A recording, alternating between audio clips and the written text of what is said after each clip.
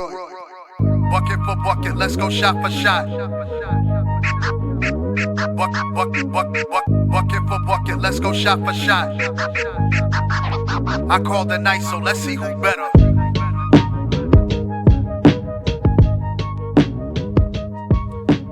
Yeah. What up, y'all? What's up? What's up? Welcome to Bucket for Bucket.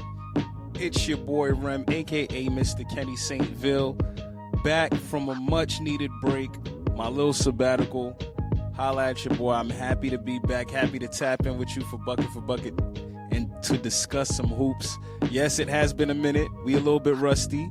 And if you tapping in on YouTube, if you checking in on YouTube right now, No Shave November is clearly still in full effect for your boy.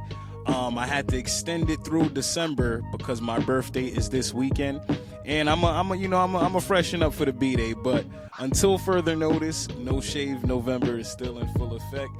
But as I said, this is Bucket for Bucket podcast. We gonna tap into the NYLFTV edition real quick. As you know, New York Liberty Fan TV is sponsored by the Bucket for Bucket Network, and we gonna discuss some New York Liberty basketball. And as we say on Bucket for Bucket, chivalry is not dead. So we gonna start with the ladies first. There has been a lot going on in women's hoops in the WNBA, women's college basketball, but we're gonna specifically tap into the WNBA a little bit. We're gonna discuss Unrivaled, and I'm gonna briefly discuss the NBA because I know some of y'all want to hear about that. But in the meantime, I'm gonna need you to do me a favor. If you haven't, tap in, hit that subscribe button, hit that like, share with a friend, do whatever it is. Just subscribe to Bucket for Bucket podcast and New York Liberty Fan TV. We are out here. Unless you live under a rock, you know the WNBA just went through an expansion draft last week. The Golden State Valkyries, the new Golden State Valkyries, in their inaugural season, this 2025 season, they did their draft, and they selected 11 players around the league. They were able to select up to 12, one player from each team, and they decided to go with 11. They skipped past Seattle for whatever reason. They didn't see anything that they wanted from over there, so they got 11 players, and they will obviously be the number 5th pick in the 2025 WNBA draft. So we'll see who they select, and we're just happy to see that the league is growing. The expansion, everybody's with it. Everybody, likes what they're seeing. The Golden State Valkyries intend to play a style of basketball that is similar to the Golden State Warriors. The selection was different. This was personally my first expansion draft. I've lived through them, but I've never been this tapped in as I was, and I like their selections. They went for lengthy selections. All of these selections probably won't make the team. Not everybody will make the team, but they will definitely get they'll get their shot in training camp. We'll see what the Valkyries do during the draft. There could be some trades that happen. We don't know. Free agency's around the corner, so there's a lot of stuff that we can speak into that. But that happened. The expansion draft happened.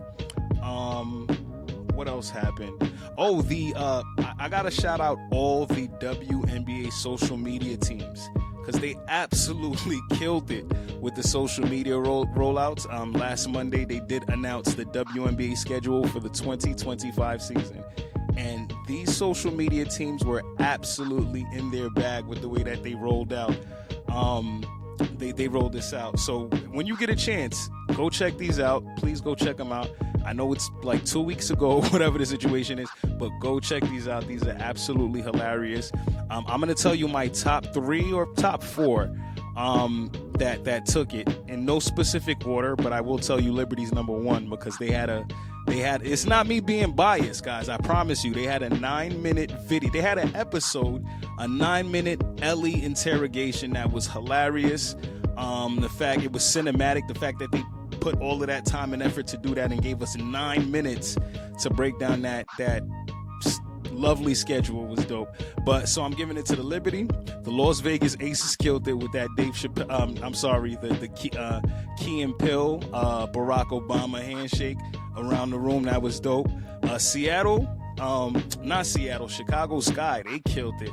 They killed it with the suspect trend that's been going on. I thought that was really, really dope. And Atlanta, I like the Atlanta cookout. I also liked Dallas getting Keith Lee. I don't understand why Atlanta did it. It was different, but these were all different. I liked them. I liked each and every one of them. And we seen a different side of those social media teams. They really was in the bag for that. So shout out to them. Also in other WNBA news, Toronto sort of kind of announced their team. The Toronto Tempo. I'm unsure who kind of like disclosed it, but I seen a lot of people talking online. They were on the WNBA website, the drop down, and then they saw Toronto Tempo, which felt like Toronto was coerced into announcing their team name a day later. And here we have it. The Toronto Tempo will be joining the WNBA in 2026, along with the Portland team. We don't have a name for them yet, but we'll see what they opt to for those two teams. But if you went through an expansion draft and you saw what this was, I'm interested to see how this is going to affect teams next year with these two extra teams coming into the fold, and potentially losing two players off of your roster. I would like to see the WNBA kind of, fix things up and do things a little bit differently. I don't know how. I know one thing I like to say is if you have a problem, come with a solution. And I don't personally have a solution for this, but it just sucks to see some of your people go. And as the league expands, we're going to see this more and more. So next year, expansion draft, but this time it'll be two teams selecting from that pool. So staying on the WNBA, and we're going to just focus. We're going to shift the focus to NYLFTV. That is New York Liberty Fan TV. I haven't given you guys an episode since the championship. I've been on break. I've legit been on break. Like, I've been mentally tired. I've been drained, the election, all of that stuff. Like, I've been tired. I haven't been online. I ain't want to do none of this stuff. But at the end of the day, we're back, and we do have to discuss. We just have to discuss this year in totality and just, again, congratulate the New York Liberty, congratulate the WNBA for the growth and everything that has been transpiring over these last couple of weeks, years actually, because this has been in the making, this has been in the fold, and they've been working and growing tirelessly. We can't even count how quick this is. Like, we're getting a resurgence of women's hoops, women's sports. It's just growing. It's growing. Shout out to Sabrina Ionescu. Sabrina Ionescu's shoe is one of the second most popular shoe in the NBA after Kobe's, after some Kobe's. So Sabrina's all over the world with the Sabrina 2s, a very great shoe. Like, I love the Sabrina 1s, but the Sabrina 2s, everything, she took all of the stuff that was said about the Sabrina 1s and put them into the Sabrina 2s to make them better. And it's dope. I don't have a pair of Sabrina 2s yet. I still got my Sabrina 1s. I love those, but I will, when I get those 2s, I'll definitely let y'all know how I feel about them personally, because I like to see the growth. I like to see a lot of people supporting her. And within the NBA, it's valid. It's absolutely valid. So shout out to her for that. And while we're speaking about Sabrina Ionescu underwent a successful surgery to repair the UCL in her right thumb. I'm not going to sit here and act like I know what a UCL is, but they're saying that's like right under here, in the thumb area. And it was in her shooting hand. This happened. She suffered this injury in Game 4 at Minnesota of the WNBA Finals. And Game 5, she played through it. She shot the ball horribly. she shot the ball horribly, but that didn't change the fact she did other things. Rebounded the ball well, facilitated. She played defense. When her team needed her the most, she was there. So shout out to Sabrina Ionescu. She did the surgery on her birthday, actually, and I think recovery timetable is expected up to 4 weeks for her to get back onto basketball activity. So again, Sabrina, happy belated birthday, and wishing you a speedy recovery, and go champ. We're just excited about that.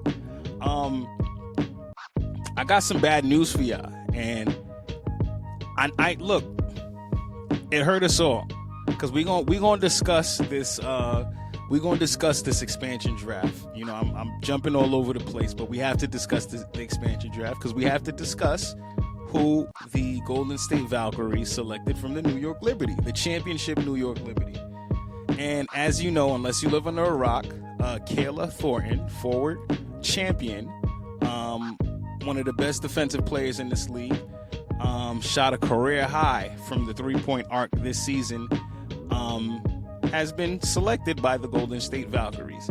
And if you watch that expansion draft and you listen to Shanae Agumake speak to the Golden State Valkyries, and just speak to coach and ask what kind of player you're looking for, and to hear the description that was given was legit KT. It was KT, a selfless player, someone who's not worried about their role.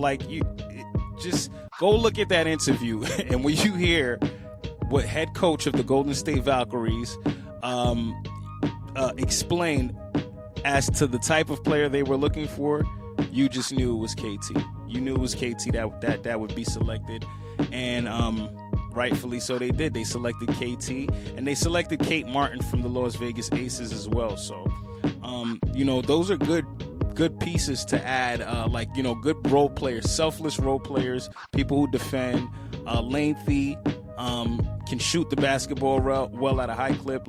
No players are being called for KT. No players are being called for KT, but her impact on the game is wicked. It's serious. It's real deal. And we felt the ripple throughout. Throughout the city. Honestly, you go online, you've seen everybody's reactions. The fans were not happy about that. Stewie's like, Ruby's gonna be pissed. Ruby is gonna be pissed. Rightfully so, Ruby. I'm pissed too.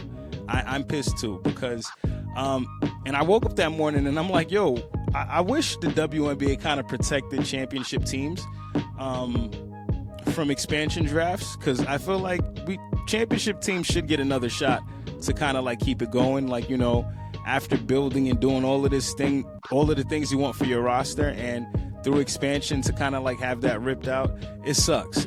So to see a piece like KT go, a vital piece, he's not just a regular piece. KT, there was no role that was too small or too big for KT. I think she had about 11 to 13 starts this year. She a winning record when she starts. No complaints from KT at all. She was the returning leader off the bench. I believe she had a lot to help with Leonie's progress. She was great for people like Kennedy Burke, Jalen Sherrod. The KT and KB connection, I'm going to miss that so much. All that joy, all of the laughs, the smiles, absolutely hilarious. I'm going to deeply miss that connection. But Golden State, they really did their homework and got themselves a real one. As you know, GM Ohema Nain is a former New York Liberty assistant GM. She's done a lot of work to get, some of the players that we have here today. And she's going to do an amazing job in Golden State. Golden State, that was a great selection. That was a great pickup. Before players or anything, you got to think about the foundation of your organization. And that's real deal. I think that's real deal. Now, speaking about the foundation of organizations being on point and getting stuff together, I do want to speak about an underrated move that GM Jonathan Kolb of the New York Liberty made last year. Because, there's so much spoken about, just a lot of GMs take a lot of heat. When things aren't going right, the decisions that are made, they're tough decisions. They're really tough decisions. And as you know, I'm somebody who keeps receipts. I like to keep receipts. And I'm extremely happy that I kept this receipt specifically because, again, we're going to go back to this expansion draft and just thinking about everything that has to do with this whole expansion draft and losing players. And yes, GM Jonathan Kolb is fully aware of that. And I can argue that that man was playing chess while everyone else was playing checkers. There are fans that have been critical of some of the moves that were made. And like I said, I keep receipts. I had to keep this receipt. So last March, on March 14th to be exact, the news dropped that Jonathan Kolb had made a trade to acquire guard Rebecca Gardner from the Chicago Sky. Sent 2 second-round draft picks. I don't remember the exact details of the trade, but he acquired Rebecca Gardner, the rights to her, because as you know, that same year, that same season, she injured herself. She tore her Achilles playing overseas. Now, it's obvious an Achilles tear is a real deal injury. So I see this signing. I know she's not going to be available to play this year, but I see this signing and I say, wow, Jonathan Cobb has absolutely been cooking these past 2 seasons. And when I say absolutely cooking, I'm talking about the work that he has done in free agency. The first GM to sign 3 All-Stars from the previous season, 2 former MVPs. The work that he's done just to get here, he's absolutely been cooking. And I said that with confidence. And it led to a fan, I guess a disgruntled fan, to say some remarks. And I'll put these remarks on the screen, but how about this? I'll read them to you. So I'll fade this person's name out just not to expose you, but if you want to go read it for yourself, you can go back 38 weeks back and go check this out. And this was their comments verbatim. Really, all of last season's acquisitions, talking about 23, fell into Cobb's lap. JJ wanted to sign with the Mystics, but the Mystics couldn't accommodate the trade. So she, along with Stewie and Sloot, decided to play together and join the Liberty. Cobb is the same GM who used the 5th pick in the draft to select an injured Niara Sabali. Yeah, there's more. Cobb has done absolutely nothing to rectify the team's biggest weakness, perimeter defense. Sab and Sloot are the worst defensive backcourt in the league. It was the only thing he needed to fix during the offseason, and he has not done anything to fix it. Now he trades 2 draft picks for a player who is injured and won't play until 2025. If Cobb is cooking, it's with gasoline in a match. That is exactly what they said. That's exactly what they said. So my response to them, yes, we are going to do this. I kept this receipt. And I said to them, I was not in the room with JJ, Stewie, nor Sloot when they made their choice, so I would never utter that type of speculation or give it time unless it was coming from them and their respective teams. If you choose to look from a lens of pessimism, then that's what you'll see. I can't help with that. If you have the facts to support any of it, I'll wait for you to send. But until then, I'll focus on the good this team is doing, not just on the court, but off the court as well. And they go on and they're like, where have you been? This was talked about ad nauseum when all 3 players were acquired by the Liberty. Lynn, you were wrong. You were absolutely wrong. I didn't mean to expose the name, but you were absolutely wrong. And I had to keep this receipt because it's this type of false information that is like, it's disrespectful. It's kind of like holding disregard to the front office and everything that they have done, to kind of put the Liberty in the positions that they are in. So again, going back to this comment, this person was 100% sure that JJ wanted to not join the New York Liberty, who had Sabrina Ionescu and Benijah Laney Hamilton at the time, to go join the Washington Mystics. We see what Washington is doing. And to think JJ, somebody who at that time has not won a title, wants to leave Connecticut, a contender, to go play with the Washington Mystics. If that's I don't know what to say to that. I thought that was buffoonery. And then they go ahead and the GM who used the 5th pick to select an injured Niara Sabali. And if we can just rewind October 20th, 2024, when the New York Liberty Game 5, who was that key player, that injured 5th pick that Jonathan Cole picked up? That's who that person was. So I just wanted to put that out there. This person was so adamant about false information. And I haven't heard from them or seen them since. They haven't been in the comments since the Liberty have delivered the first championship in franchise history. They've been gone. They haven't been anywhere. Like, we haven't seen them. They haven't said anything about Niara Sabali's performance. They haven't said anything. They haven't said anything about Jonathan Cobb and what he's done thus far. So now back to that move on March 14th when they went ahead and they selected Rebecca Gardner via trade for 2 second-round picks that weren't going to play or anything like that. And the flexibility that gave the New York Liberty the 2024 season was amazing. So they opted to go with 11 players for most of the year. Rebecca Gardner would not take up a roster spot because of her injury. Rebecca Gardner would have the best medicine, the best surgeons working on her and her rehab from start to finish. Liberty would oversee that from start to finish with HSS, who was prevalent with Breanna Stewart, with Kevin Durant, who have tore Achilles as well. So this isn't something new. People come back from this injury now. So now we're talking about a third-year player in Rebecca Gardner who shot 38% from 3, a two-way player.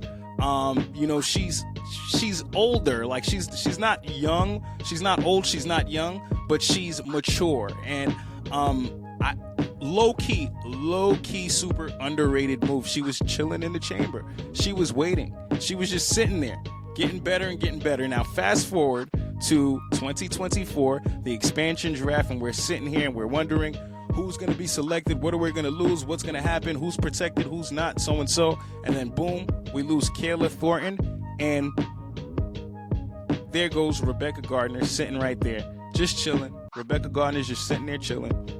38% from 3, 8 points per game as a rookie, has playoff experience, those signature rolled sleeves.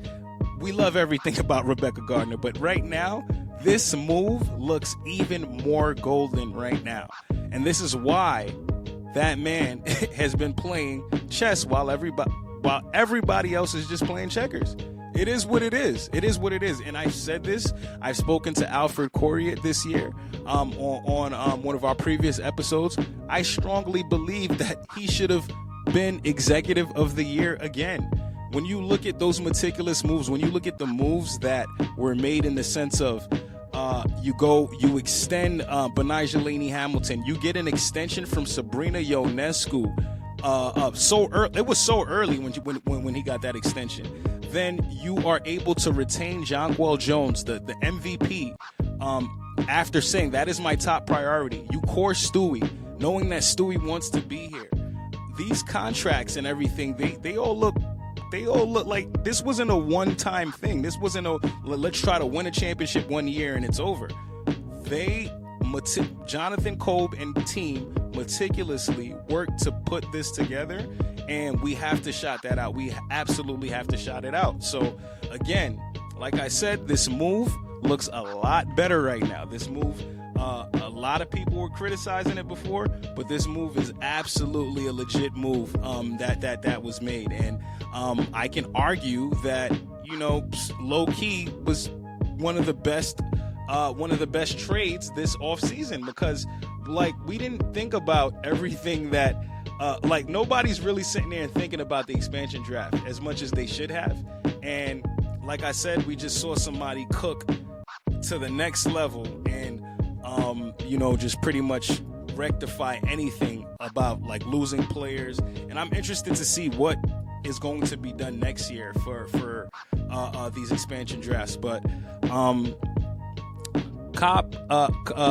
Kolb is cooking. All right, so I think we should shout him out on that, and let's definitely tap in to kind of just like see exactly like what is being done behind those closed doors, because we don't credit the front office enough. And as I always say, championship teams are not just won with the players on the court, they're won with the coaches, they're won with the staff. And when you have a tip-top staff and an organization like the New York Liberty, and you hear what they're trying to produce on a daily basis, you understand what it is. So this isn't a one and done thing. I believe the New York Liberty are going to continue contention, and they have everything it takes to continue to win multiple championships. And the leader of that, Jonathan Kolb, is doing an amazing job. So shout out to the Liberty for that. But again, I if you want to hear more about it, I wrote a story. Check out NYLFTV.com. And you can check it out and just, see how you feel about it personally. But it is what it is. Cobb is cooking, all right? Cobb is cooking. He's chefing it up. And the New York Liberty, although they have lost Kayla Thornton, they have somebody who is a real deal two-way player and can definitely contribute to where the things that we lost. So it remains to be seen, but we'll see what it is. I just had to put that out there, that I do keep receipts, and the person who said what they said, we returning that receipt.